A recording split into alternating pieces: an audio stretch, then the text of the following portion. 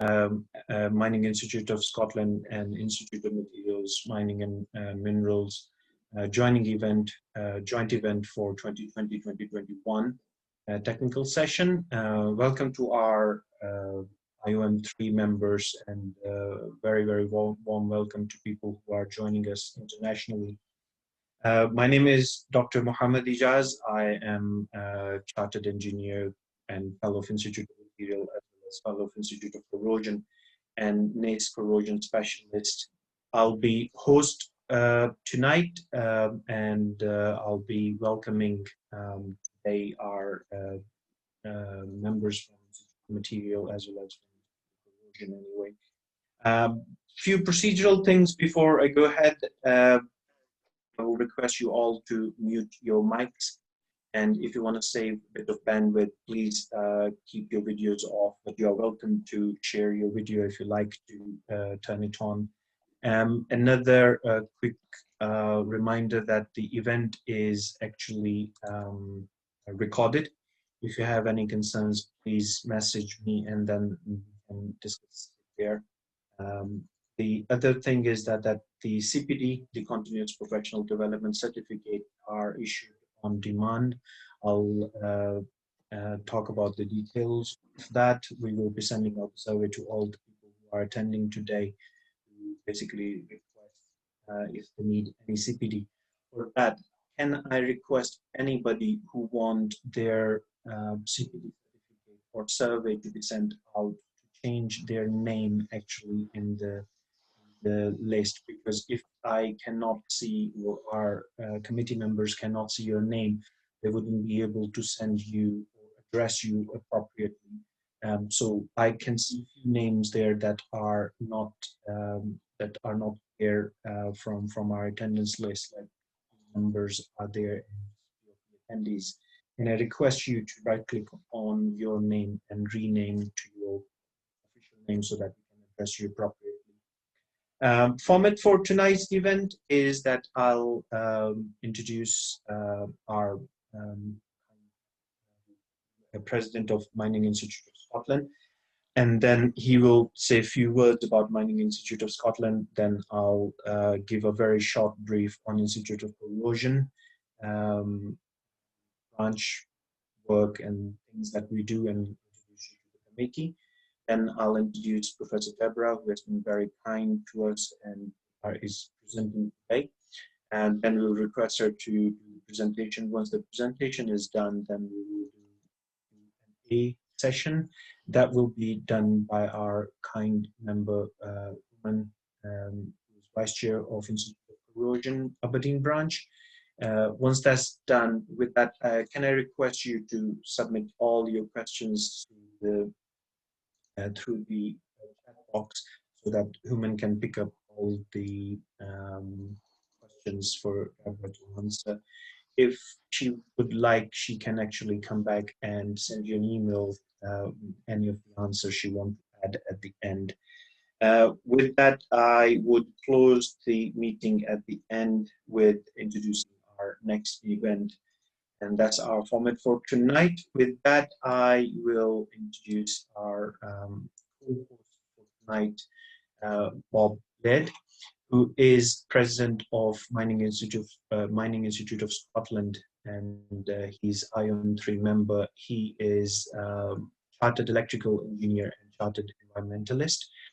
Bob is fellow of Institute of Material, Mining and Minerals, and has been member of Mining Institute of Scotland all his working life. That's something to be very proud of. His career has included various posts within UK coal mining, steel making, and railway engineering industries. He was managing director of Balfour Beatty Rail Track Systems, largest manufacturer of rail infrastructure components in the UK. Bob is a mentor for engineering students and is keen to promote the benefits of membership. With that, I will request all of you to join your virtual hands together and welcome Bob. Okay, Mohammed, thanks very much for these kind words, and good evening, and if I can add my welcome to everyone as well. I'm going to give a very brief introduction to the Mining Institute of Scotland. MIS is a learned society and it was founded in 1878. That's 1878. And it supports the art, science and sustainability of mining, minerals, energy transition and ground engineering activities. As a local society of IoM3, members have access to a wide number of benefits. Members of IoM3 have routes to gaining professional qualifications, including industrial recognition as chartered engineers, chartered scientists, and chartered environmentalists.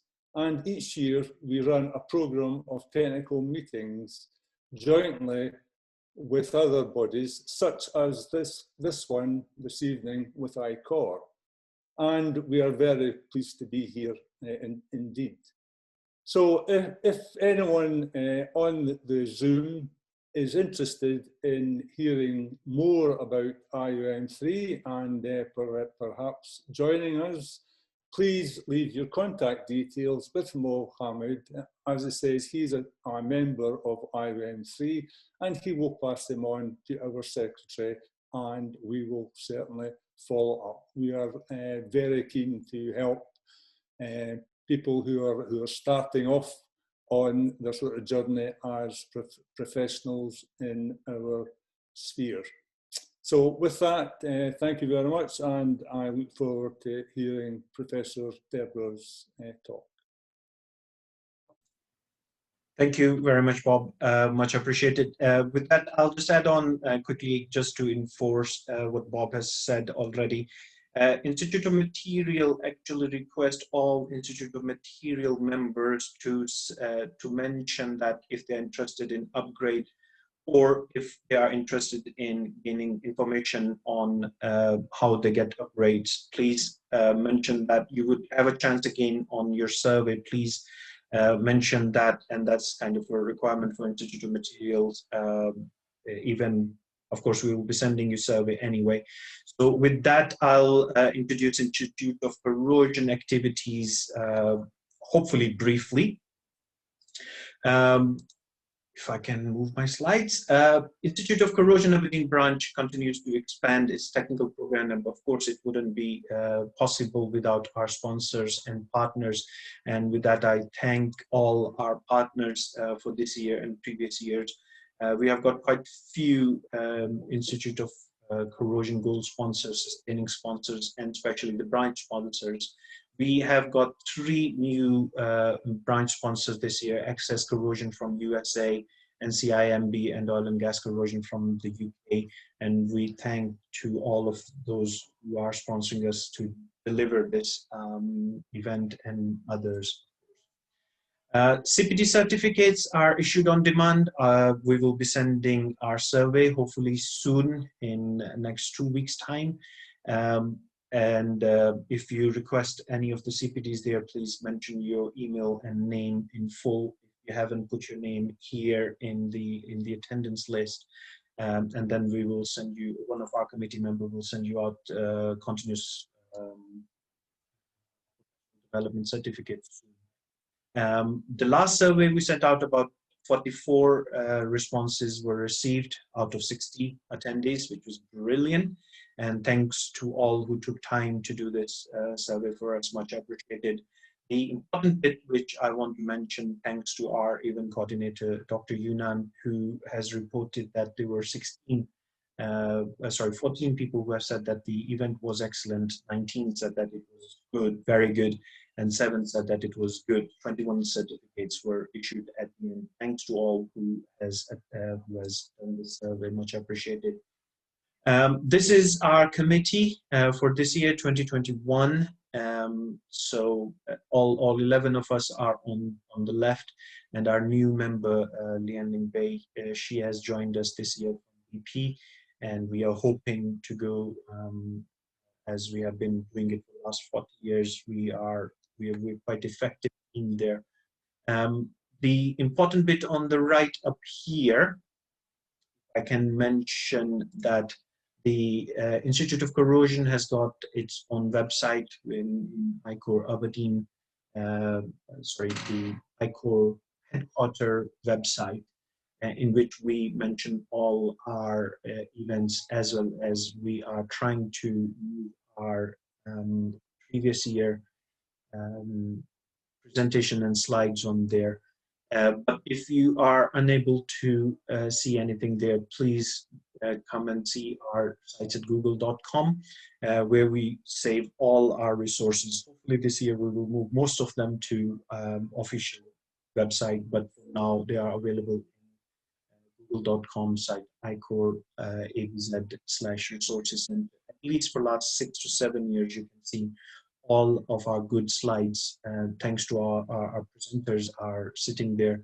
And if you like, we would be actually recording this event, as we have mentioned before. This will be shared soon, and I'll hopefully add that link as well later on our surveys. Our committee, quite strong committee there. I've been chair. Human, who is vice chair today, who's going to take the Q&A, is vice chair. Dr. Nigel is our external secretary. Sarah is our internal secretary. Bryn is our finance officer. Dr. Ulu is our sponsorship officer. This is a new post for this year. Stephen Tate, who was our immediate past chair, has taken security officer, who will be sending you certificates. Dr. Yunan is our website officer, and mailing chair is our young ICorr officer. Lester Seaton is a committee member and member for this committee for good more than 10 years. Leanne Link-Bay is our new committee member, as I mentioned before.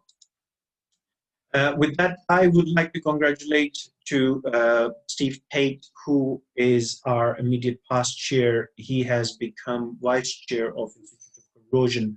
This is a great recognition for Institute of Corrosion Aberdeen branch. The reason is that he has been here for good 7 years, more than 9 years as a branch committee member.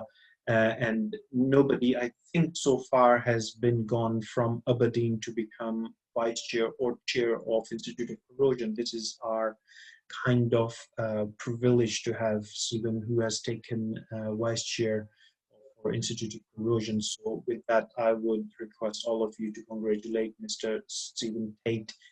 And it would be happy to see him working from London, and probably making things easy for us at Aberdeen. With that, I would like to take this opportunity to introduce our speaker for tonight, Professor Debra Carr, who's been very kind to present today. She is a chartered engineer, fellow of Institute of Material, fellow of forensic science, and she is working for DASA Scotland Innovation Partnership. And Debra holds a Bachelor of Science, Honours in Material Science, and PhD in Engineering. Her research interests includes body armor and helmet optimization, ballistics, clothing, and textile science and forensic textile science. He has previously worked at Cranfield University, University of Otago, and Imperial College and the Ministry of Defense. Debra is Chartered Engineer, a Fellow of Institute of Materials, Minerals and Mining, and Fellow of Chartered Society of Forensic Science. In 2012, she was Winston Churchill Traveling Fellow in Forensic Textile Science. With that, I would like to request all of you to welcome our host for the presenter for tonight. I will stop sharing, and thank you very much, Professor Debra. You can take the screen there. You're too kind, Mohammed. Thank you very much. Ladies and gentlemen, it's a delight to be with you tonight. I wish it was in person in Aberdeen. I'm only just down the road from you in Perthshire, but things are what they are at the moment. So I'm just going to turn off my video.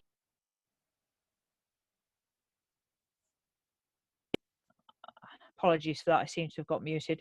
I'm just going to turn off my video, and then I'm going to share my screen. I'm going to do that because my bandwidth isn't great here in Perthshire. There's a storm front coming through, and I've already had a couple of warnings up saying that the bandwidth is a bit dodgy. So I'm going to stop the video, and then what I'm going to do is just share my screen. So I do hope that everyone can see that screen. Mohammed, could you just give me a quick yes, you can see it? Yeah, no problem. That's great. Thank you very much. Well, once again, good evening. It's lovely to be talking to you today. I'm going to talk to you about military and police body armour.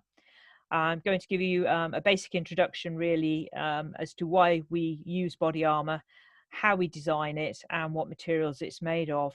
There's not going to be very many metallics, I'm afraid, in this particular presentation for our corrosion colleagues who are particularly fond of metallics, but hopefully there is something for everybody.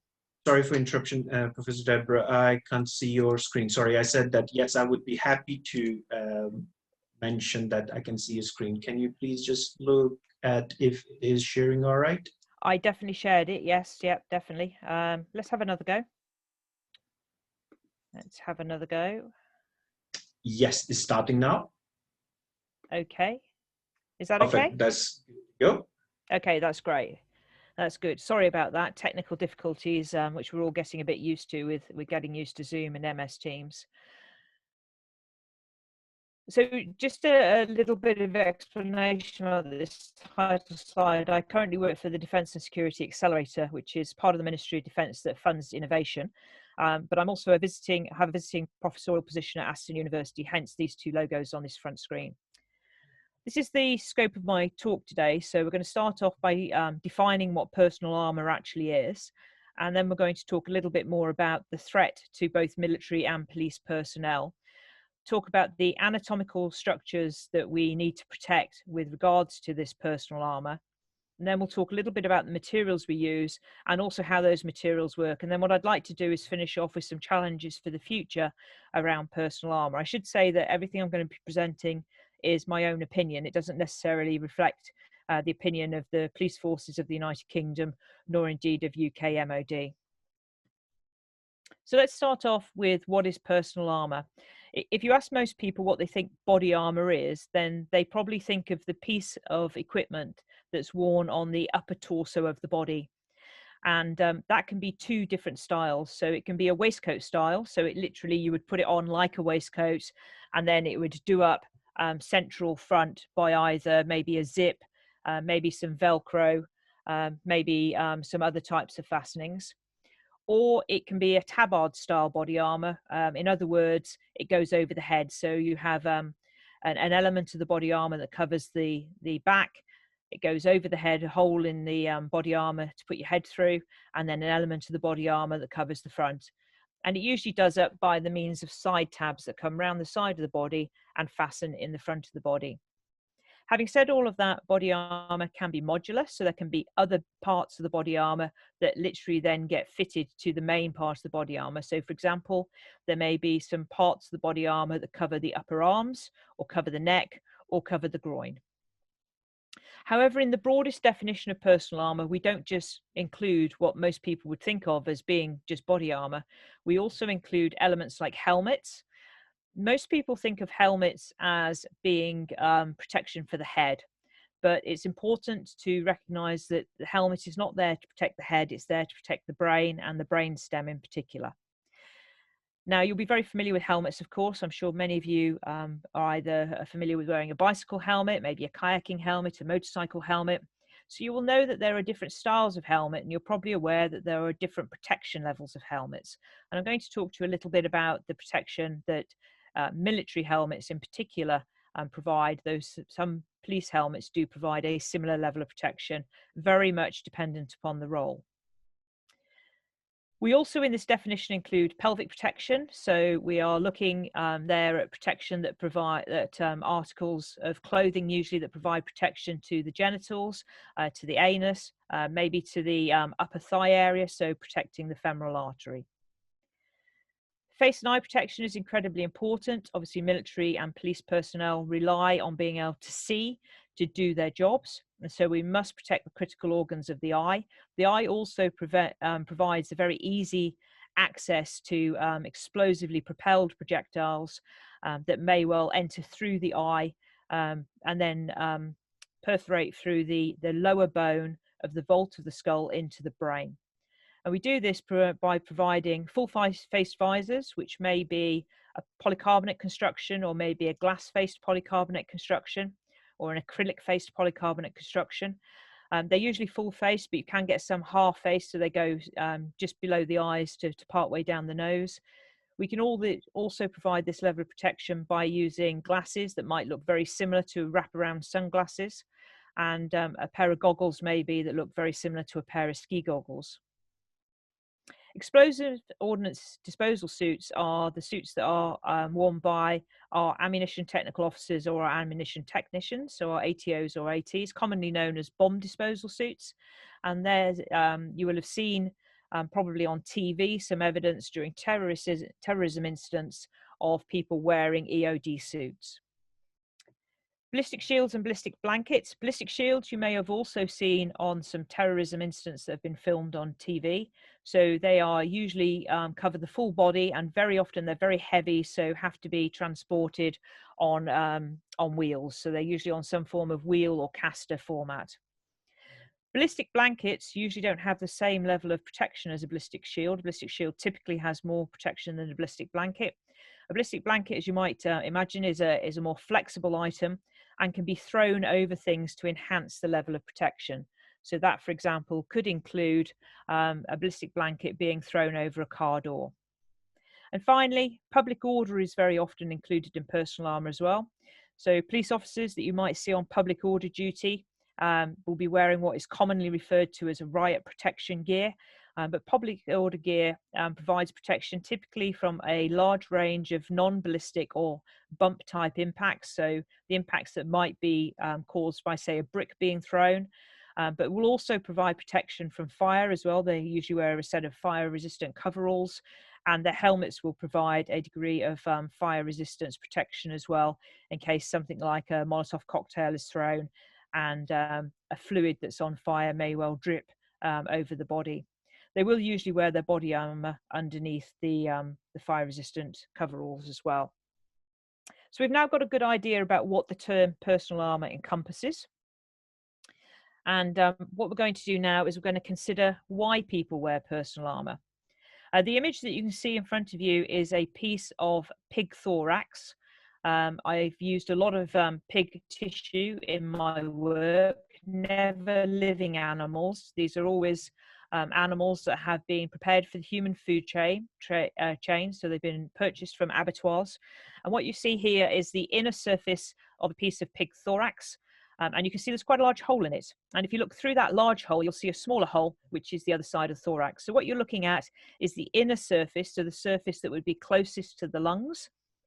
And we're seeing the result of a bullet that has been fired, just a handgun bullet, a low velocity handgun bullet that's been fired at about 420 meters per second through this piece of pig tissue. And this is the sort of damage that can result. Now, if you then imagine that bullet going through into the lungs, or maybe the heart, or one of the critical organs, other critical organs that's contained within the thorax, then you can immediately see that that is a life-threatening issue.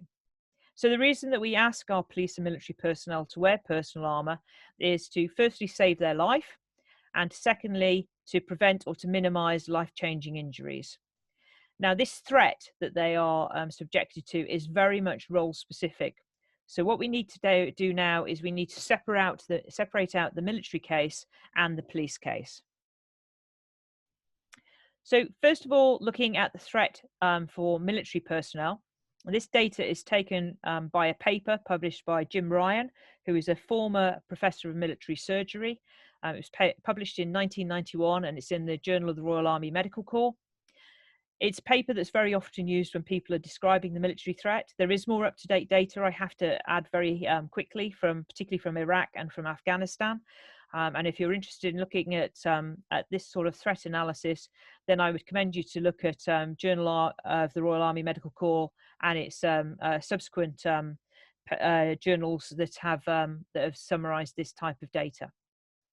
If you have a look at this particular table, what it does is it summarizes the cause of injury. And you can see that it describes a number of different conflicts and wars down the first column, followed by a column for bullets, fragments, and other sources of injury. And if you have a look at that data, what you'll see is that by far the greatest threat to military personnel across these particular conflicts and wars was from fragmentation. So what do we mean by fragmentation? People very often use the word shrapnel or fragmentation interchangeably. What we're talking about is explosively propelled, usually metallic, and 99 times out of 100, I would say, metallic fragments.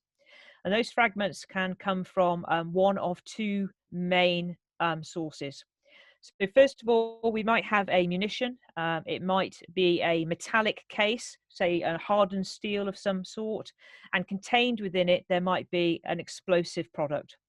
So when a detonation occurs, what happens is you obviously get a rise in gas pressure inside the munition, and that leads to fracturing of this outer metallic casing, forming fragmentation.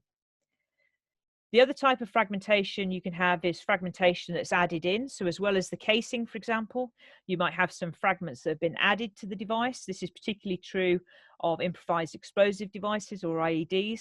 So for example, if we consider the devices that were used in the Boston Marathon attacks, they were pressure cookers.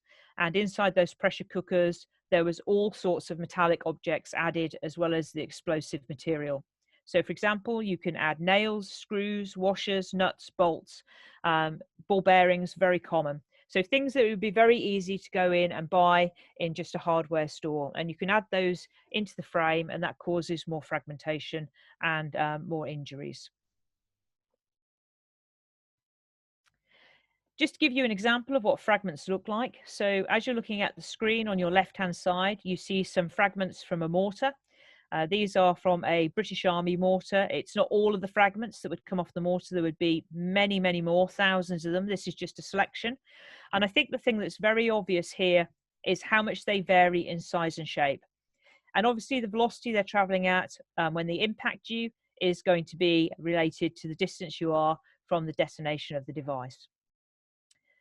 The other image that you can see on this particular slide is a selection of projectiles, of different types of ammunition. Some of you who maybe hunt, shoot, will be familiar with the shotgun cartridge, the red shotgun cartridge that's on the left of this picture. And then we have 4 examples of high velocity rifle ammunition. And then we have an example of a pistol ammunition, a low velocity handgun ammunition. And in fact, that's the 9mm bullet that caused the damage that you saw in that piece of pig thorax that we looked at the image of earlier. And the scale there just gives you an indication of the size. So that's the threat to military. Where are military personnel injured? If we assume that we have no body armor and no helmet, and we understand the threat, the next thing we need to know is where are military personnel injured, and how does that relate to critical organs of the body? How might that save lives if we can protect them? And we use a process very often which is called surface wound mapping. Now, a lot of people think that surface wound mapping is a new process. It's certainly not. I happen to have an example here from Bayer's book on wound ballistics that's taken from the Korean War. And what you can see here is some surface wound mapping for soldiers from the Turkish battalion that were involved in the Korean War. If you have a look at the image that's on your left-hand side, it's labeled as figure 339. What you can see is that this is the location of wounds in 286 Turkish soldiers. And you can see very quickly the areas of the body that are most prone to wounding. If you have a look at the other image on the right-hand side, so figure 187, these are entrance sites of lethal wounds. So again, what you can see here is you can see where people were injured and subsequently died of those injuries. You will notice that there are clusters of both wounds and fatal wounds that are clustered around the critical organs of the torso, but also around the areas of the head. Here's a more modern version of surface wound mapping taken from Afghanistan, published by Breeze in 2015 in the Journal of the Royal Army Medical Corps, if you're interested. And what you can see here is a very interesting comparison for people who were admitted to a field hospital who were either wearing a helmet or not wearing a helmet, or wearing body armor or not wearing body armor. So if we have a look at the first image for the helmets, you can see there that for the personnel that were wearing helmets in image A, you can see that there's very few wounds that were identified on the surface that potentially would have been penetrating through the skull and perforating into the brain. Particularly, I think it's obvious if you compare that then to image B, which shows you where the wounds were that the personnel not wearing helmets suffered. In the second image, over on the right-hand side, what you can see is a similar comparison, but a whole body comparison this time. And you can see a comparison between people who were wearing body armor and not wearing body armor. So just concentrate on the torso area, and you can see how the wearing of body armor and the wearing of a helmet has significantly decreased the amount of wounds that were identified in this surface wound mapping. Now, the type of wounds that we're talking about when we're talking about fragmentation are, as you might imagine, relatively small metallic objects. And I've already mentioned that ball bearings are something that are commonly used in improvised explosive devices. And what I want to do now is to show you a high-speed video of a 5.5mm diameter steel ball bearing traveling at 750 meters per second, impacting a block of gelatin.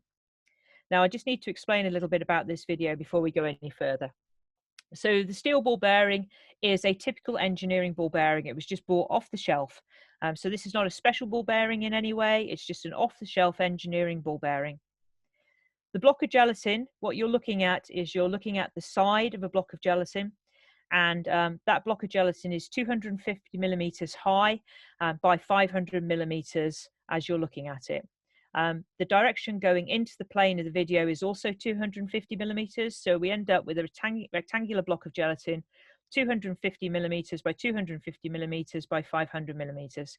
This block of gelatin is 10% concentration by mass. So what we've done here is we've created a 32 kilogram block of gelatin. 10% of that is gelatin powder mixed up with water. And then what we do is we allow it to set. It's not quite jelly on a plate, as you might eat for a child's birthday party. It's a bit stiffer than that.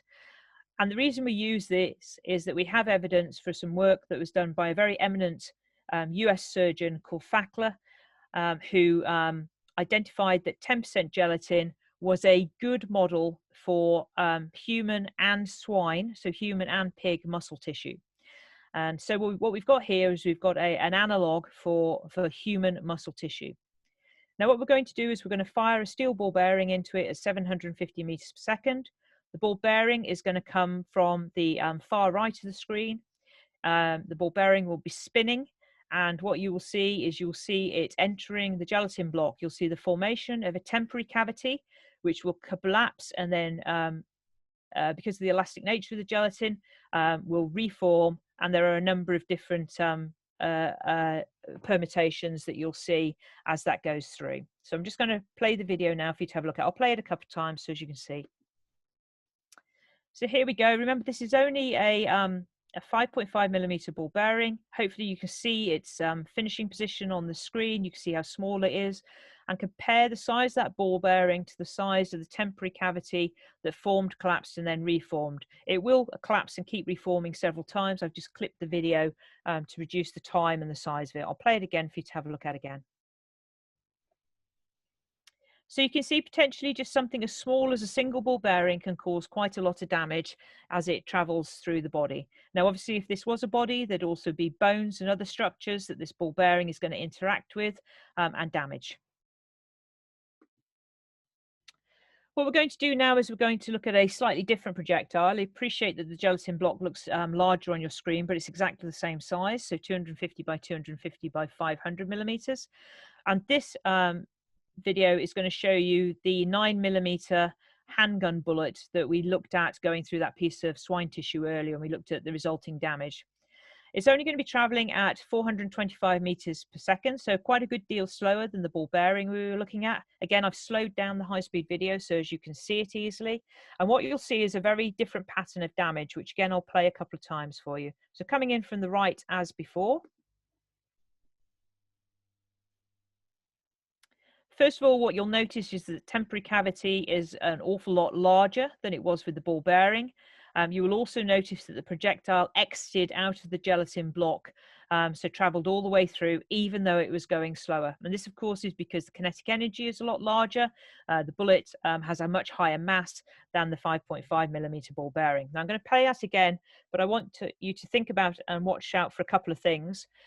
Note the passage of the bullet as it travels through the gelatin block. You will see that as it goes through the gelatin block, it literally turns, it yaws as it's going into the gelatin block, and it skips through the gelatin block on its tail. If you look very, very closely as the bullet exits the gelatin, it's very difficult to see if there's any damage to the bullet. And in fact, these bullets typically go all the way through this gelatin block with no damage at all. So I'll just play it for you again. There you can see it skipping through several times and exiting the gelatin block. So that's what happens with a typical handgun bullet. What I now want to do is to have a look at a high-speed video, which is the same bullet going through the swine tissue. So this is a high-speed video that is from the series of trials that photograph resulted in that I showed you much earlier. What you're doing is you're looking at the rear of the piece of the swine tissue. So again, this is the surface that would be closest to the lungs.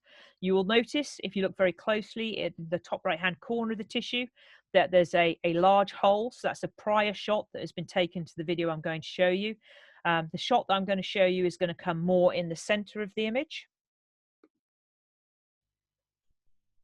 And you can see a massive amount of material that has been removed from the swine tissue and is progressing with the bullet as the video goes. Now, all of that debris, all of that fat, muscle, bits of bone would then be impacted upon the organs of the torso, so maybe the lungs or the heart, and potentially penetrate into those organs as well.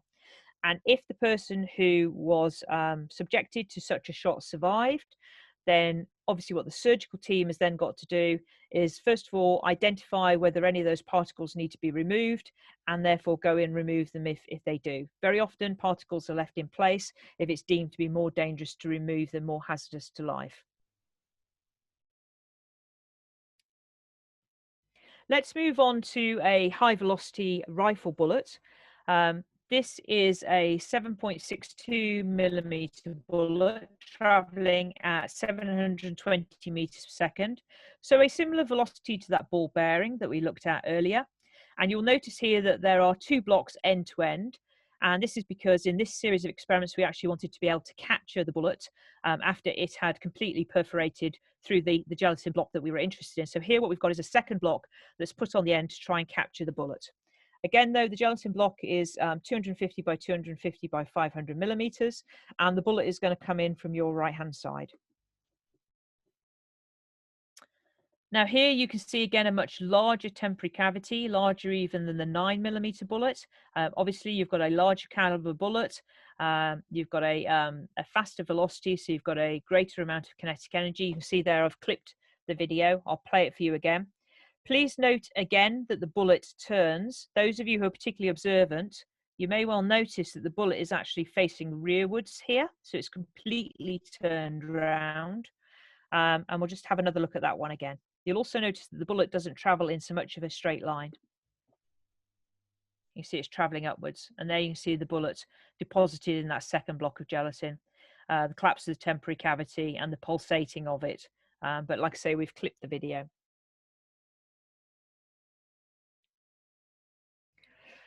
What we're going to do now is we're going to look at a similar bullet, but going through a deer limb. So again, this is deer that has been hunted for the human food chain, been prepared by a professional hunter for us. And what we're going to do is we're going to fire a similar bullet through this fallow deer limb. This was a piece of work that was specifically looking at injuries to the limbs, conducted by an orthopedic surgeon. If you're wondering what this piece of material that looks like, it is indeed a part of body armor here. So this is a part of body armor. So what we're doing is we're firing this bullet through the body armor and then into and through the fallow deer limb. So I'll play this one for you. And again, you can see that the bullet has clearly tumbled its way through the body armor and through the limb. You can see that it was still tumbling as it exited through the limb, and you can see the gross damage, which is then shown in this color image on the right-hand side of the screen. I will just play the video for you again. You can see the gross damage that's caused to the limb. This particular shot has missed the bone, but you can see the bullet tumbling outwards. Okay, what I want to do now is show you a slightly different caliber of bullets, of high velocity rifle ammunition that performs in a slightly different way. All of the ammunition we've seen to date doesn't break up when it impacted the gelatin block or the piece of swine tissue or the deer limb. This bullet will break up, and you'll be able to see the multiple paths and the fragmentation of the bullet inside the gelatin block. You might notice that it's a slightly faster velocity, so 925 meters per second, smaller caliber, 5.56. So I'll play this one for you. There you can see the bullet fragmenting. And again, you know, imagine that's the body. A surgeon, if that's a survivable shot, a surgeon would have to consider whether they're going to go and remove those pieces of fragmentation from the body. You can see there's quite a few pieces of fragmentation that are quite clearly visible in the gelatin block, just on the where I've clipped the high-speed video. So we'll just play it for you one more time to have another look at. And there you go. And you can see that there's a very, very large temporary cavity that forms, that would collapse, reform, etc., pulsate a couple of times. Now we can take data like this from high-speed videos and we can translate it into schematics such as this.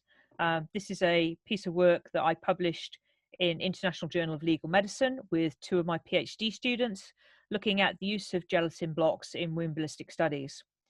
And I'll just explain the diagram for you. So on the far left-hand side, you've got a schematic of 3 blocks of gelatin. The top block has had one of those 9mm handgun bullets fired into it. And you can see the progress of the bullet, how it skips through. So the dimensions have, and the positions have of those pulsating channels have been taken off the high-speed video. These are the largest of volume areas of where they would be. The middle version is for a bullet that actually deforms during the impact event. So I haven't shown you a high-speed video of this particular bullet, but you can see that this is a bullet that deforms. And the lower image is for the 7.62 rifle ammunition that we looked at as well. Now, this is obviously a block of gelatin. It's 100% gelatin. There's no bone or any other tissues contained within it. And we can do that. We can put pieces of bone inside gelatin, and a lot of people do that. I've done that in some of my research. What becomes interesting is if you translate those wound channels into a schematic of the human body, and what you can immediately see is, depending on where that human is impacted, for example, here we've got examples of side-to-side and front-to-back impacts. You can see that the damage that's caused in the particular areas of the body of interest in the torso change quite differently. And so you can see where it could be important to provide protection to particular areas of the body.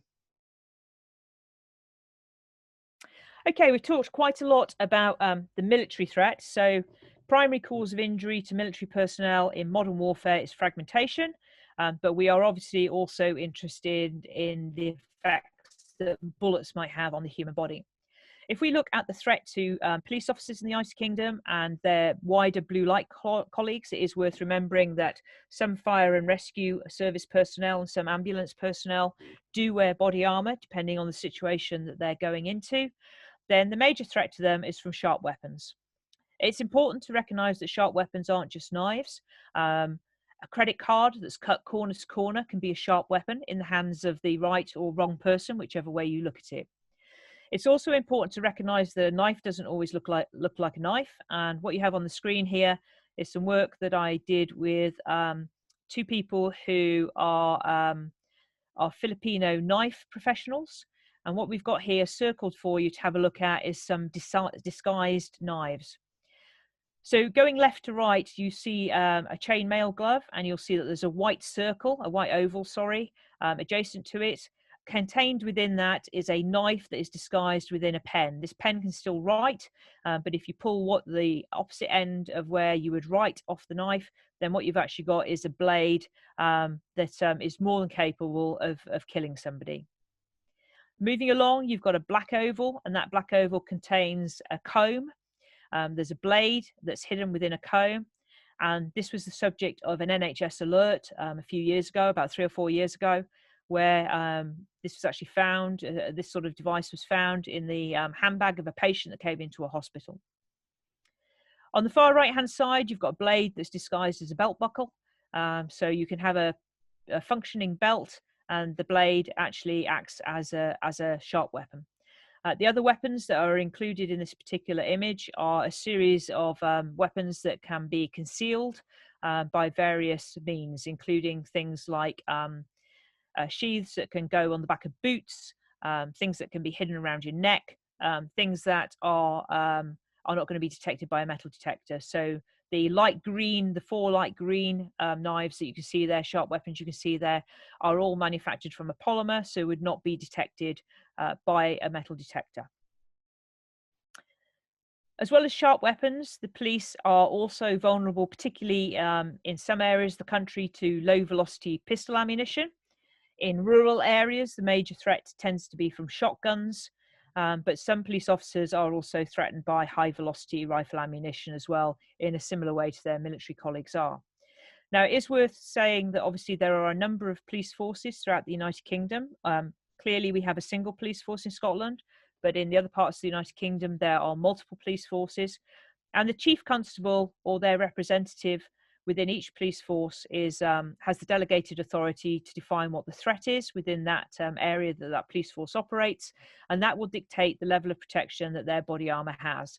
So in some parts of the country, you have police officers who wear a body armour that provides them with a higher level of sharp weapon protection. In some parts of the country, you will have police officers wearing a body armour that will provide them with a higher level of low velocity pistol ammunition. I just want to show you a high-speed video of how one of the Filipino knife users that I've done some work with might use a knife. Now, you might be thinking that surely what will happen is somebody will have a knife and they'll maybe do an underarm stab or an overarm stab. That is by far the most common thing, and by far the most common type of knife that is used is a knife of convenience, a weapon of convenience. So, for example, it might be a kitchen knife, and it might be a multiple or single underarm or overarm stab. But when you move over and start looking at professional knife users, what you find is that they use knives in different ways. And the way in which they use the knife is primarily dictated by the knife handle and the type of blade on the knife, but also by potentially how they've been trained, but also how the victim responds. So what I'm going to show you in this high-speed video, taken from a piece of work that I did with an Australian student a few years ago, is we've made a torso. It's made out of a material called permagel, which is a synthetic material that is used in some wound ballistic studies. What we've then done is we've dressed the torso in a simple white cotton t-shirt. And what we're going to show you is an attack using a type of knife called a karambit. And what you'll see is that there are different types of strokes that are used.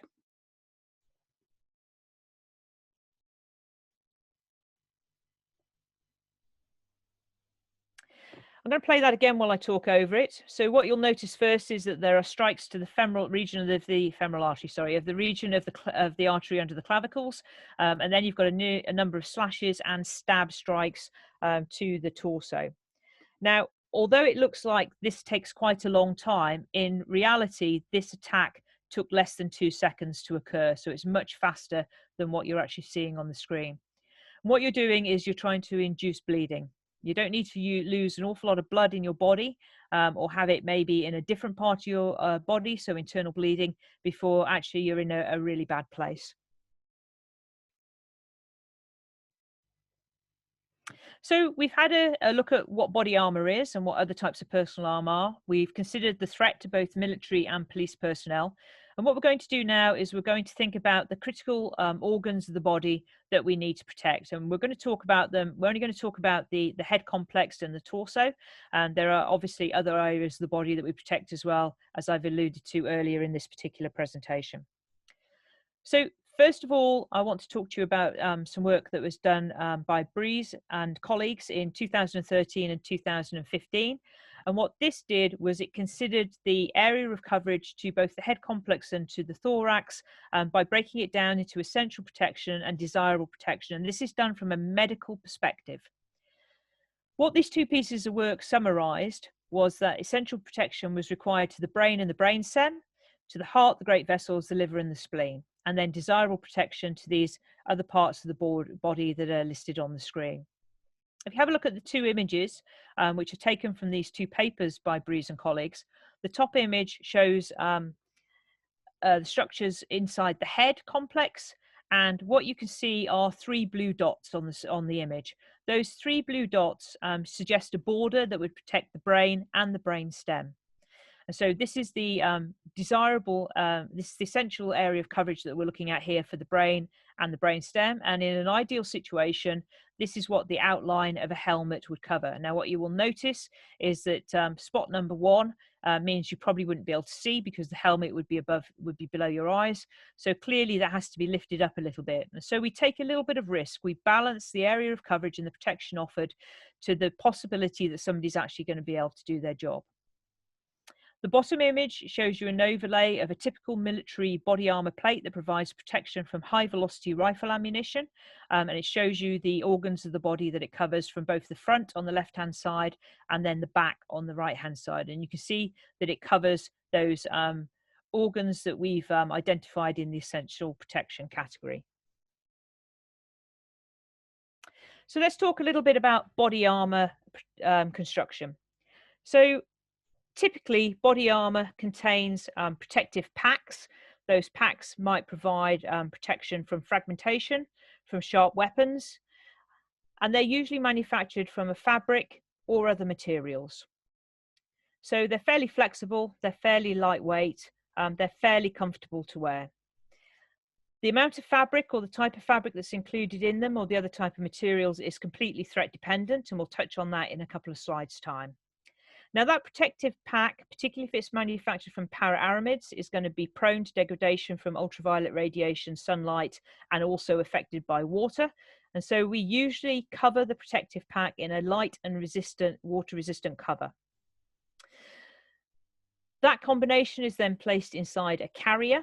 The carrier will be very familiar to you if you've seen military personnel wearing body armor. It's the bit of the body armor that looks like it's made of a camouflage protected fabric. In a police officer, it's usually a black or dark blue color, and that's the carrier. So it's just there as a mechanism to hold the protective plate on the body to allow the person to wear a body armor. And what you've got on the screen here is the example of a police officer wearing a typical tabard style body armor. You remember how we talked about how that goes over the head, has protection on the front and back, and usually fastens around the side with Velcro. And that's exactly what you can see in this image. If we're looking at helmet construction, then modern helmets that are used for ballistic protection are usually providing protection from fragmentation. For the military personnel. Some police officers and some military personnel do wear helmets that provide a degree of protection from other projectiles. But those helmets are going to be manufactured from a composite shell. They've usually got a foam liner inside them to provide non-ballistic impact protection. There will be a height adjustment system, some comfort padding, a chin strap, and very often a fabric cover that will go over the helmet. This isn't the latest helmet that military personnel wear in the UK shown in the screen, but it's typical of a military helmet. You can see that it's painted a sand colour. If military personnel were going to wear this helmet in a temperate climate, then what they would do is they would put a fabric cover over the top of it that had a temperate camouflage pattern. So what materials do we use to provide the protection for these different threats and for these different end items? Well, let's start off by thinking about the primary threat to military personnel being fragmentation. But we also use the same material solutions for low velocity pistol ammunition, for example, in a police body armour. And the solution we use are fabrics, and those fabrics contain high strength fibres of generic names para-aramid and ultra high molecular weight polyethylene. Now, you may be familiar with some trade names in those two categories, which I'm going to give you examples of. Other brands are available, so these are not the only ones that are available. So para-aramids, you're probably very familiar with the word Kevlar. That probably would have been the first material you thought of when you thought about body armor. You probably would have thought of it being manufactured from Kevlar. But there are other types of para-aramids as well, and one that's very commonly used is a para-aramid called Tuaron. In terms of ultra-high molecular weight polyethylenes, you may be familiar with the brand names Dyneema or Spectra, particularly if you climb or if you sail, very often used in high-strength, high-stiffness ropes. So you may well have come across those brand names in those particular sports. So those are typically, we typically take fibres that are either para-aramid or ultra-high molecular weight polyethylene. We manufacture either a woven fabric or a non-woven 090 layup fabric out of them. And we use multiple layers of that fabric to provide protection from fragmentation and low velocity pistol ammunition. The amount of fabric we use depends on the amount of protection you want, but also on the mass and bulk of the body armor that you're willing to carry. Now, if you want high velocity rifle protection, so this is still primarily a military threat, though some police officers do wear this type of protection as well, then what we're going to use is we're going to use a ceramic faced composite backed plate. And how this would be worn would be in combination with the fabric body armor that provides protection from fragmentation. So the plate would be worn on top of the fabric body armor. Depending what level of rifle protection, rifle ammunition protection you're looking for, then it is possible to use a 100% ultra-high molecular weight polyethylene composite solution. It just depends on what the actual threat is. But primarily, most of these plates are ceramic faced and composite backed. If you want to provide protection from sharp weapons, so here we're thinking about the primary threat to police officers in the United Kingdom. There are a number of solutions. Some body armors in the past have used overlapping metallic plates, titanium or aluminium in particular. Steel tends to be a bit too heavy, but we don't tend to use that very much anymore. We do very often use chainmail. So yes, just like old-fashioned chainmail, medieval knights, as a way to provide protection from sharp weapons, or we use resin coated fabrics. So we'll take maybe a single layer of say a plain woven para-aramid fabric. We'll have a coating of primarily a phenolic resin that's applied to it. What that does is it hardens up the layer, and we'll use multiple layers of that to provide protection from sharp weapons. So how do they work? What about the failure mechanisms, these materials that we're using to defeat these threats? Well, if we're thinking about stopping fragments and pistol bullets, so handgun bullets, we've basically got the same types of mechanisms that are being used, although there are some subtle difference because the metallic fragments, which are usually a hardened steel, are typically non-deformable, whereas a lot of the handgun ammunition is deformable because it has a lead core. During the impact event, what happens is that the impact energy is dissipated along the yarns in the fabric. We also get some transverse deformation, which is related to the velocity of the projectile. And what that results in is gross pyramidal deformation. As the individual layers of the fabric are perforated, in other words, the projectile penetrates into the pack, and what you will see is fiber and yarn failure. And of course, all of those processes result in the dissipation of energy. Some images for you just to illustrate some of the things you might not be familiar with. The image on the left-hand side is an image that's taken from a high-speed video. This is some work that was done by an Australian student of mine. And what you can see here is a piece of plain woven para-aramid that has been perforated by a ball bearing. So it's been perforated by a 5.5 millimeter ball bearing. It's a single layer of fabric. You can see the deformation of the yarns in the warp, the vertical direction, and the weft in the transverse direction. And then what you can see is the formation of the pyramidal deformation that we were discussing earlier that's related to the velocity of the projectile. The right-hand side image just gives you an example of before and after what happens with one of these 9mm bullets that we've spent a lot of time talking about today. This is what happens when it impacts a typical police body armour.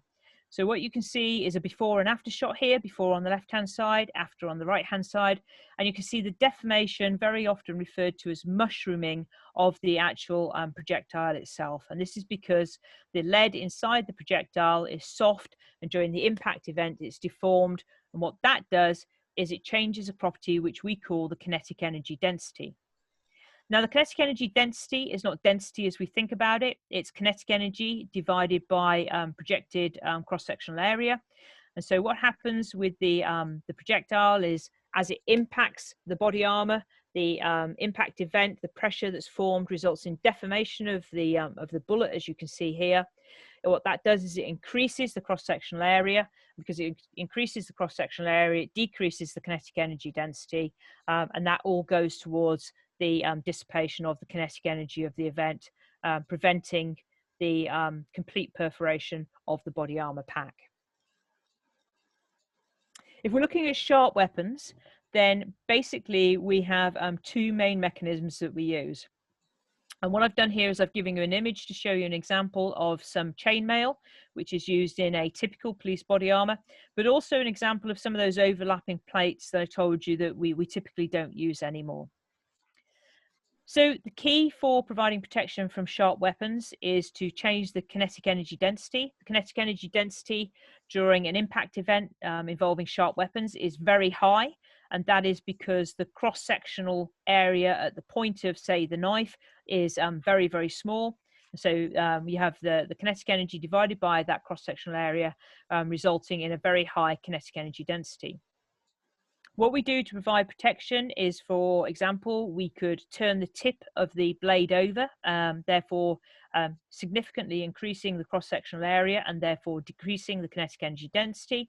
Or what we could do in the case of the chainmail, for example, is capture the sharp weapon tip in the circle of the actual chainmail.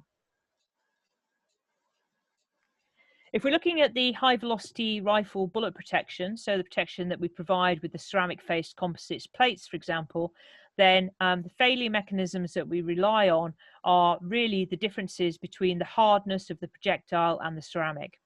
So what you can see here is a sequence of events. On the left-hand side, we have a ceramic faced composite backed plate.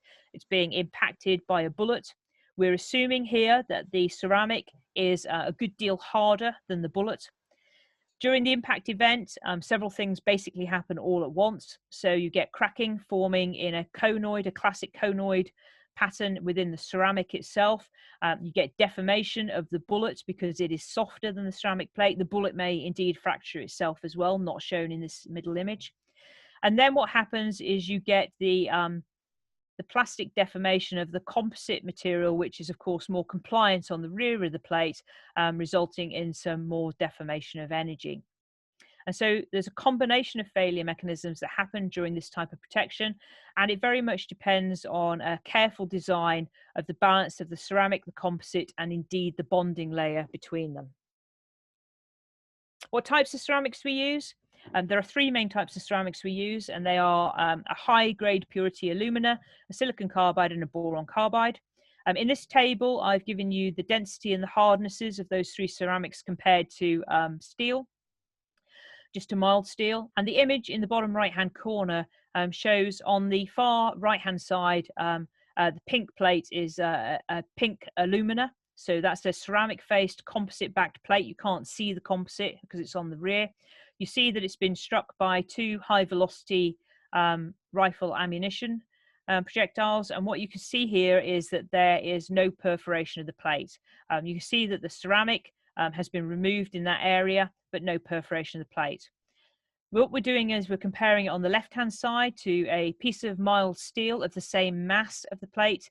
And I think the phrase hot knife through butter comes into mind when we look at the perforation from the same two types of bullets at the same, roughly the same velocities as the ceramic plate. If you think back to the failure mechanisms for the ceramic-faced polymer composite backed plates, then you'll probably remember that in the third image that was on that slide, we had deformation, plastic deformation of the plate. And what actually happens is obviously the plate will deform, there will be some elastic recovery of that deformation, but you're left with this plastic deformation. Now that plate is usually worn on top of a fabric body armor of multiple layers, and then on top of clothing before it's on top of the body. But what such shots can cause is a type of injury which is known as behind armor blunt trauma, or BABT. And in 2001, Canon defined BABT as the non-penetrating injury resulting from the rapid deformation of armors covering the body. So this can occur in just the fabric part of the body armor as well, when it's impacted by pistol ammunition, for example. And the image I've shown you on the screen here is from an injury that Ranger Boyd sustained. He was left with bruising, having been shot. So this is from a high velocity rifle round that's hit his ceramic plate, hasn't perforated the ceramic plate, but the deformation that was caused has had enough energy to be transferred through the fabric part of his body armor, through his clothing, and left him with this rather nasty looking bruise. Of course, what we're saying here is that the projectile did not perforate the body armor, so Ranger Boyd was alive after this shot impacted his body armor. And you can see lots of examples of images like this from both Iraq and Afghanistan. Now, a lot of people get very concerned about BABT injuries, so these behind body armor blunt trauma injuries. And what I just want to reassure you is that they're relatively minor injuries.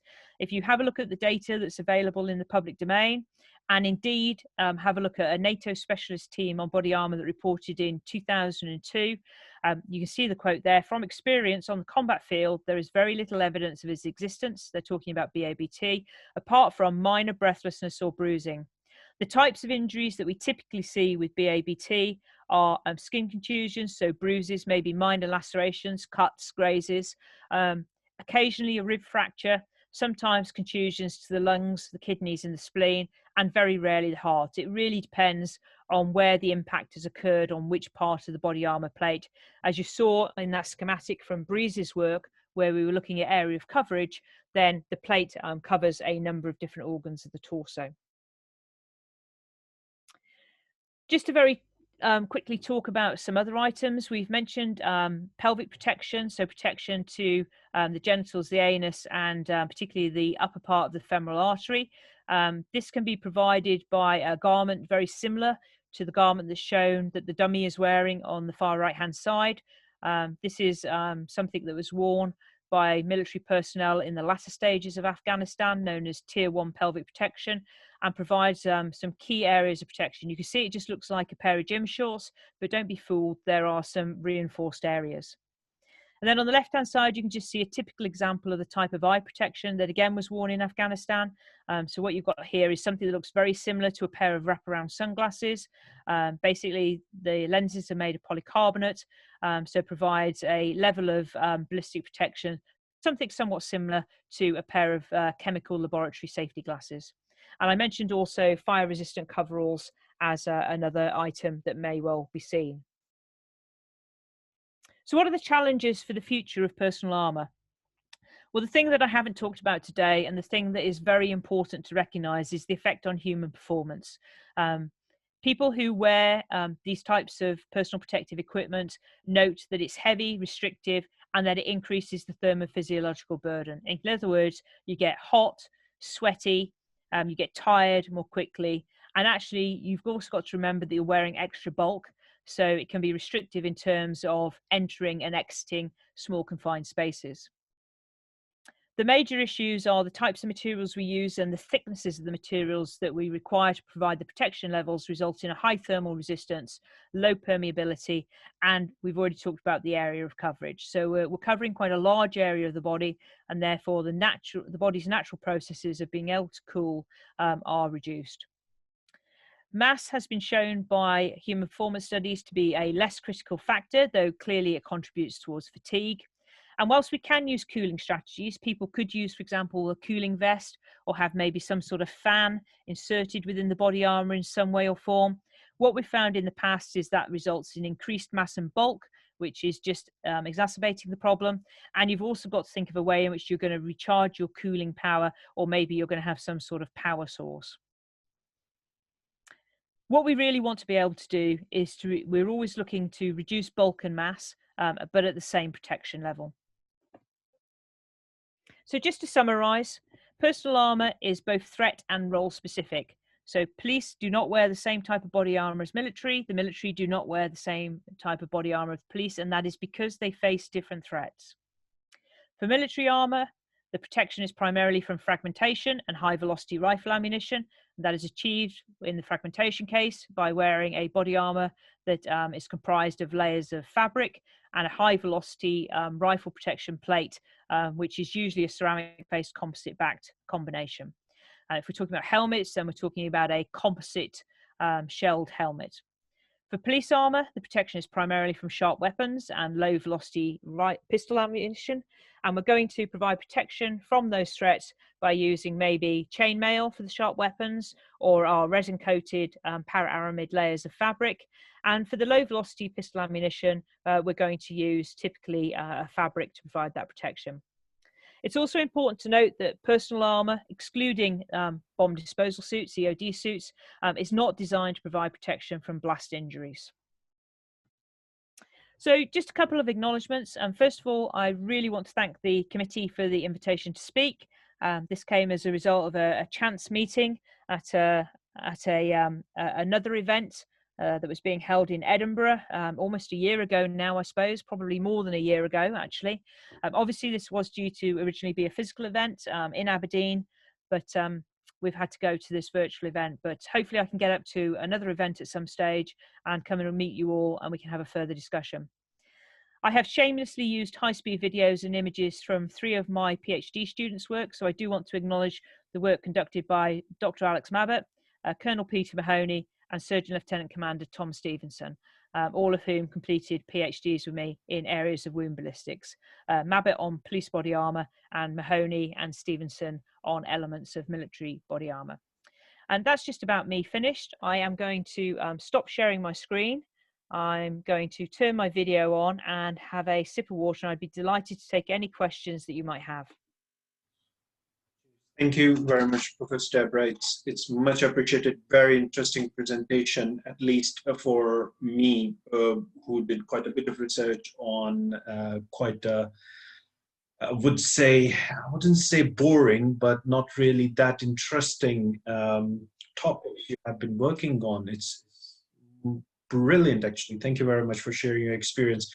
With that, I'll request everybody to send their questions through the chat, and I would introduce and request Hooman Takhtashan, who's our Vice Chair for Institute of Corrosion Aberdeen branch, to take over and request the questions and ask questions from Professor Debra. You can take over, Hooman. Thank you very much, Hijaz. Good evening, everyone, and thank you very much, Professor Debra, for your interesting and very informative presentation. We have quite a few questions here. I will go through the chat box and ask a question. If there is any more question, please don't hesitate to add just now. The first question, after thanking your very informative presentation, is asking how heavy is a modern protective suit? Can it be used by the oil and gas firefighting personnel? Really interesting question. Thank you very much. So first of all, how heavy it is depends on the level of threat that you're providing protection for. I'm sorry, that sounds like a very chicken and answer egg, I know. And it is that sort of answer. So, but you can think about the typical police body armour. So the typical armour that the bobby on the beat is going to wear as being of the order of, shall we say, 2 to 4 kilograms. If we're looking at military body armour, then it's heavier than that. Now, if you compare that to, say, a firefighting suit, actually a firefighting suit, of course, is much more heavy to wear and also more cumbersome to wear because it covers a greater area of the body. Now, whilst somebody could wear a military or police body armor when firefighting, they would need to be aware of certain things. First of all, it's typically manufactured from para-aramids rather than meta-aramids, which firefighting suits are usually manufactured from. If you were interested in receiving a level of protection from fragmentation, maybe you think there's a fragmentation threat, then obviously you could use the same materials because they're both aramids. So they both have you know, inherent properties in terms of at what stage they start to degrade. Meta-aramids are not as stiff and strong as para-aramids, so they're not going to provide you with the same level of fragmentation protection. So you could, but I wouldn't recommend it quite personally. Thank you very much. The next question is again about the weight. How important is weight in the formulation of a protective pack? For example, choice of ceramics versus HDPE. Yeah, no, good question. So again, it goes down to the threat. So there are some high velocity rifle ammunition threats that we can provide protection from using 100% ultra high molecular weight polyethylene plates. Now, clearly, because it's polyethylene, so the density is going to be less than 1, it's going to be a much lighter solution than a ceramic composite combination. But there are some threats that we just need the hard ceramic face for, so there's just no way around it. In terms of what are the typical weights of those plates, if you're looking at a 100% ultra high molecular weight polyethylene plate, the typical mass of that plate to cover a reasonable area of the torso would be about 1 kilogram. So that's 1 kilogram on the front and 1 kilogram on the back, obviously.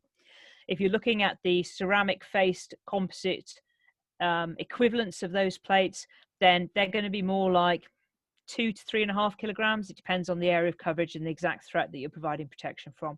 So for sure, the ceramic face composite is a lot heavier than the 100% polyethylene, but it just depends on the threat. And we do also always have that balance between the amount of thermophysiological loading that we're placing on the person that's going to be wearing the body armor compared to the protection that's offered. Protection has to come first, but we always try to make it as light and as thin and as comfortable to wear as possible. Thank you. Thank you very much. So the next question is about the test block that you have used. The effect of bullet on bones and harder organs than 10% gelatin test block. How would you be able to translate it? Yeah, very, very good question. And the classic question in any wound ballistic study, to be honest with you. As I mentioned to you, the 10% gelatin is recognized as an analog for human and swine muscle tissue. So it was compared to both living swine and also to human cadaver muscle tissue, and was deemed to result in similar depth of penetration and some similar fragmentation issues with certain projectiles. There's lots of caveats in that sentence. I do apologize. What we can do, of course, is we can combine the gelatin, for example, with parts of swine. So the swine thorax, the pig thorax, is considered to be a very good analog for the human being. And certainly I have done that in the past. I've combined gelatin blocks with pig ribs, for example. But you can do that also with, for example, femur from deer. We've done quite a lot of work with. The issue with pig femur is that the anatomical structure is slightly different compared to human, but also obviously the size of them are very different. So we do tend to use deer when we're looking at limbs from that perspective, and so you can take the bone and you can mount it in the gelatin block and then use that as a way to do some research. Some organizations do have the possibility that they can use human cadavers. I've never done any of that work personally. Some organizations do use living animals. So they do live animal testing, anesthetized animal testing, but living animals to look at the effects of that particular testing. But basically, you get to the stage where you have to decide yourself what sort of level of accuracy you're looking for. So if you've decided that your simulation, if an 80% simulation is good enough, then what you might decide is you might decide to go to a polymeric analog, for example. And there are several polymeric analogs that represent bone. There's a product, for example, called SynBone. Other brands are available again, but there are also other ways in which you can do it as well. And it is a very large challenge. If I can just reach over for a second, I'm going to show you something. I'm just going to disappear from view for a second and get something off a bookshelf.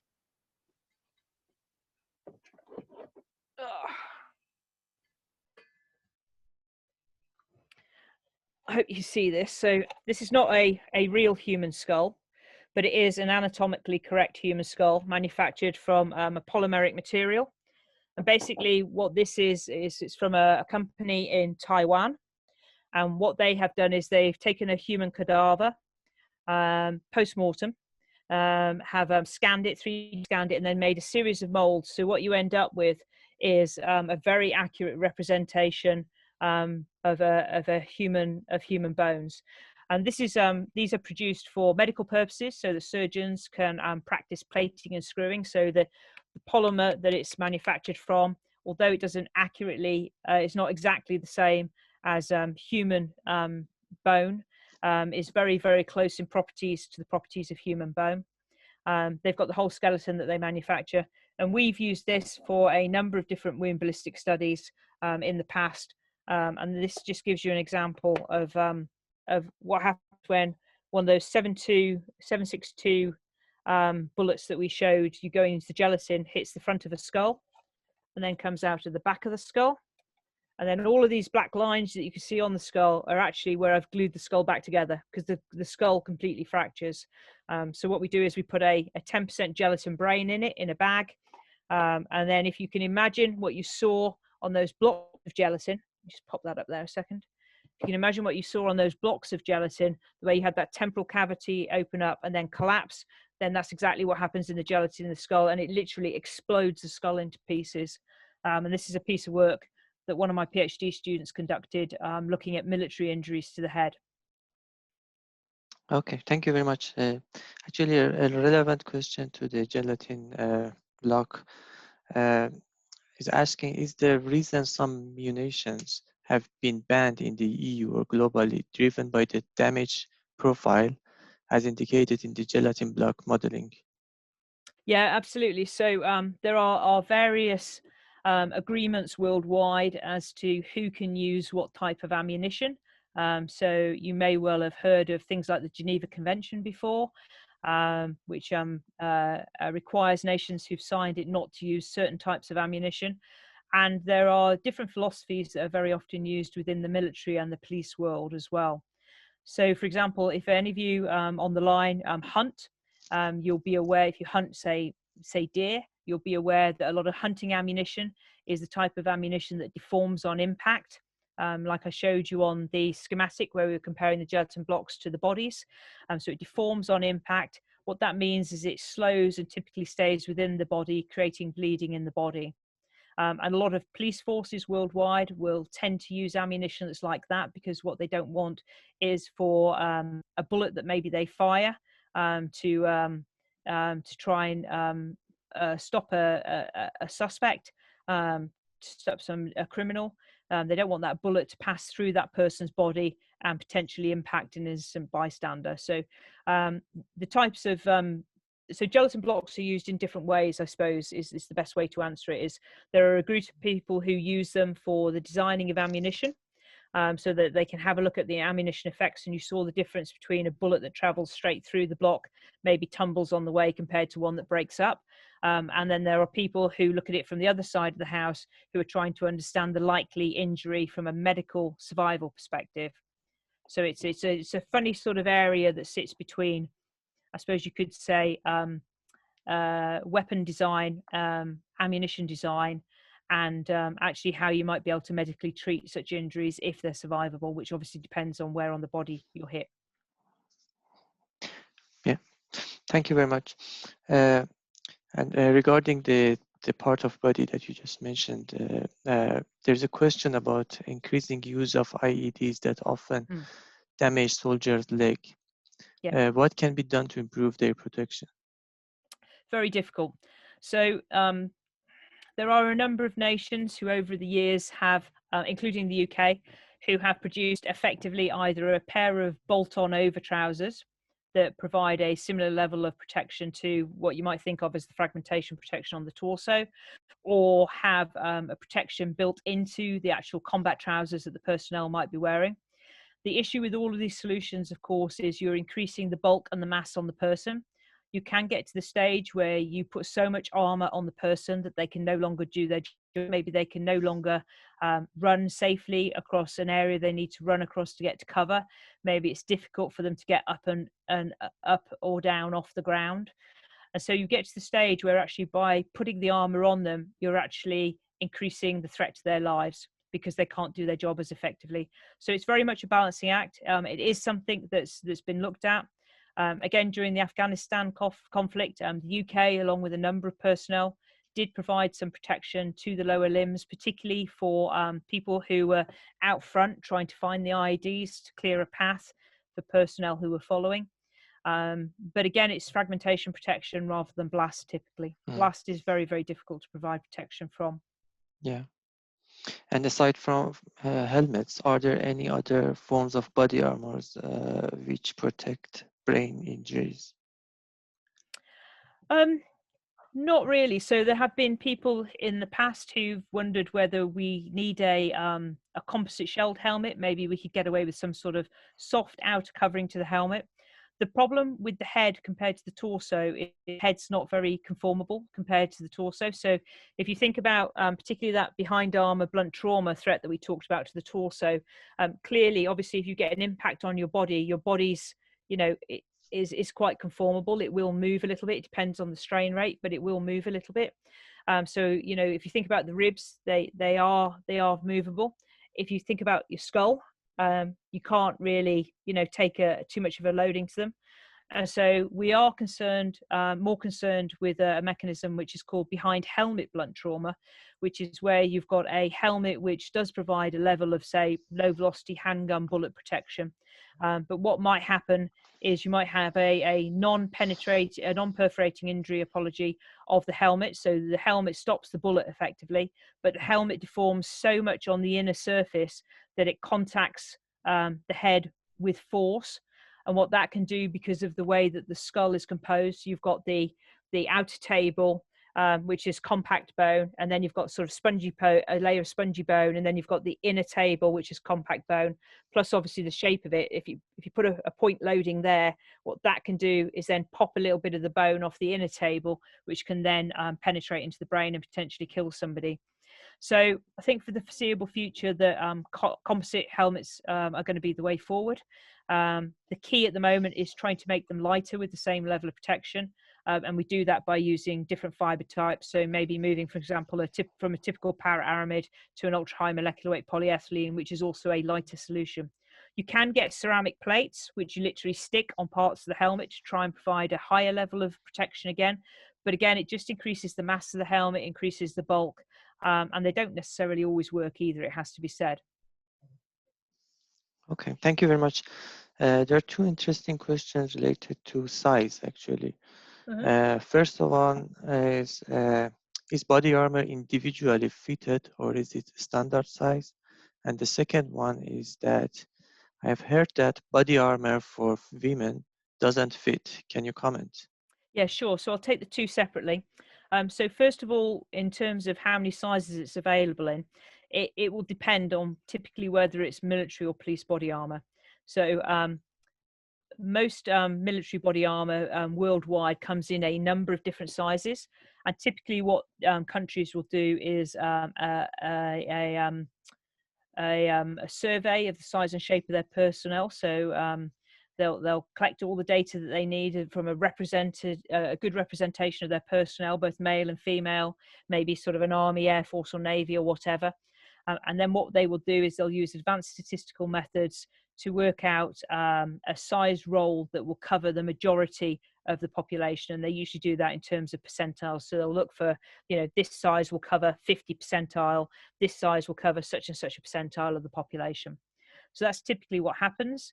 The size roll is very much akin to clothing sizes that we're used to. There are different ways of doing it. So some nations will look at a length and a girth measurement, and that might be a waist or a chest measurement. That might be related to certain anatomical features actually on the body, or it may well just be something that translates over from, going and buying for a lady, say a size 12, 14 or 16 t-shirt, for a gent going and buying a certain size neck shirt. So both of those sort of solutions are used. In terms of police body armor, again, it usually comes in a number of set sizes that very often relate to a length and a girth measurement. There are some police forces who do an anthropometric measurement of every member of their force and will provide them with a custom body armor, so a custom fitted body armor. That does cost quite a lot of money to do for both males and females. So the female armor is very often shaped around the breast area. The problem is that people's size and shape changes as they get older. And so they often have to have new PPE issued to them at appropriate stages of their body size and shape changing. The comfort of any body armor, not just female body armor, is continually under discussion. There's no doubt that for very many years, females have been expected to wear male body armor in both the military and police world, not just in this country, but all over the world. That is changing. As I said, I'm aware of several police forces in this country who do measure their female officers and provide them with custom manufactured body armor. It's particularly a problem when you're looking at trying to shape for the breast area. It usually results in tucks being made in the body armor, which then lead to areas of rubbing, and quite frankly, give a profile that most female officers aren't very interested in having. There's significant work that's happening within UK Ministry of Defence to improve the sizing and fit, not just both of female body armor, but also of female equipment right across the board. And there's quite a lot of work that's ongoing with regards to that at the moment. But the key is actually knowing the size and shape of your population to start off with. And it's a problem that we're all familiar with. If we just go and buy, a new jacket someday, you walk into one shop, I'll walk into one shop and I can put on a size 14. I walk into another shop and I need to buy a size 18. Yeah. So it's, I'm not saying it's an ideal situation, but I do believe that things are improving, and particularly as we see increased female representation both within the military worldwide, but also within police forces worldwide as well.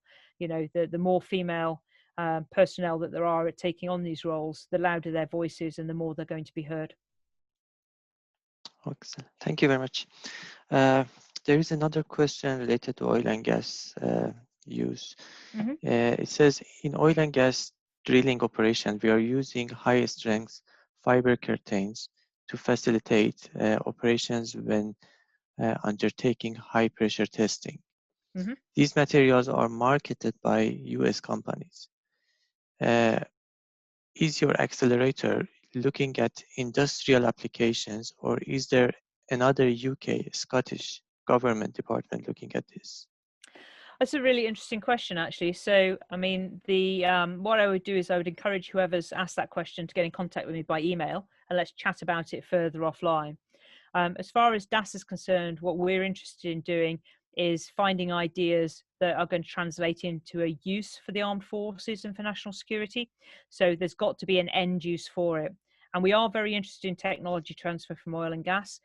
We've spoken to a number of oil and gas companies in the Aberdeen area, in particular in Scotland, where we've talked to them, for example, about how they deal with situations involving high pressures, high speeds, but also thinking about the controlling of a potentially dangerous environment. And, there's lots of transference over to the battlefield that you can think about that. Additionally, obviously, we're interested in a lot of the autonomous work that goes on with oil, gas and subsea. The Royal Navy is very interested in that. And indeed, some of the research that's gone on with the marine mammal population as well. So I'd encourage the person who's answered that question to get in touch with me by email, and let's have a conversation. Great. Thank you very much. I think there is just one last question here. These are really good questions, by the way. Yes. They're great. When using composites, are they glass fiber reinforced type?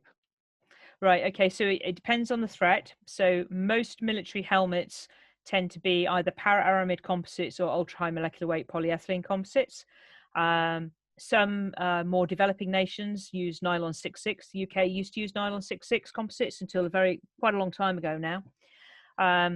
We do use glass fiber reinforced polymers for some situations, particularly for fragmentation at much higher velocities. So, for example, a lot of EOD suits have a plate on them, a very large plate that covers not just the torso, but also the groin area. That very often is a glass fiber composite. The glass fiber composites are just a little bit better if we're looking at very high velocities of fragmentation, but also because the glass is a higher density, we combine it with other materials in the plate to provide a level of protection from blast resistance as well. Because what you've got is a very different, you've got layers of different density materials basically. Glass fiber composites are also very often used in things like bank tellers modules, because again, you know, it's cheap. Obviously, it's also got good strength and stiffness. Para-aramid composites and ultra-high-molecular weight polyethylene composites, although the fibers are stiff and strong, the composite material isn't great structurally. So, you know, very often glass fiber is better if you need a structural solution as well as ballistic protection. Again, it's all a balancing act. It depends on the end use and the threat that you're being challenged with. Thank you very much. And with that, I will give it back to Dr. Ejaz. And thank you very much for your interesting presentation again. Thank you very much for the questions. Excellent questions. Shame I'm not there to share a drink with you all. Thank you. Yes, thank you very much, Uman and Professor Debra. Much appreciated. It was a brilliant presentation. I enjoyed it personally, and I hope that everybody who has joined us from all over the world has enjoyed it as well. First of all, I will thank everybody who has joined us and kindly joins us, and I much appreciate that everybody has contributed greatly, and the questions were brilliant. In fact, I was thinking a few cases that, wow, what an interesting question I would have thought of, but it came from you guys. With that, I would thank Human for taking the questions and Professor Debra again. And I would like to introduce the next event we are having on 26th of January in 2021, which is actually Institute of Corrosion Aberdeen branch and the Energy Institute joint event. That would be regarding integrity-related energy industry hard project, and the presenter will be Rebecca Allison, who is Asset Integrity Solutions Center Manager, which is the Oil and Gas Technology Center, part of the Oil and Gas Technology Center. And this particular event is gonna be with Energy Institute webinar event, so would require login details, of course, after your pre-registration. Please feel free to share it with your colleagues and friends. The webinar is free for all Energy Institute Corrosion members and non-members, of course, and from all over the world, of course. Please feel free to share the event with anybody when you get the flyer. And if you don't receive any email from Institute of Corrosion Aberdeen, please feel free to send us an email on ICorr.org, and we would be happy to help. And I think we only send about 3 emails out there. With that, I would request you to fill the survey and request the certificate on demand. Hopefully in 2 weeks' time, somebody will send you the certificate. And please fill in the survey for us to understand that how well we are performing, and give us any feedback where we can improve.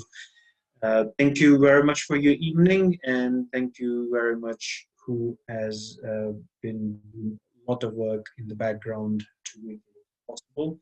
Thank you very much for your contribution in the questions, and thanks and MIS and President of MIS to come in and share his views on the. Sorry, one last point. The recording will be available after the event on the ICorr Aberdeen YouTube channel. You can watch it again or share it with whoever you want. Thank you very much for that, Uman. Much appreciated. And with that, I would close the meeting. Much appreciated. Thank you very much, everyone. Thank you. And thank you very much. Thank you. Bye all. Lovely to meet you all. Thank you. Thank you very much. Thank you. Thanks, Debra.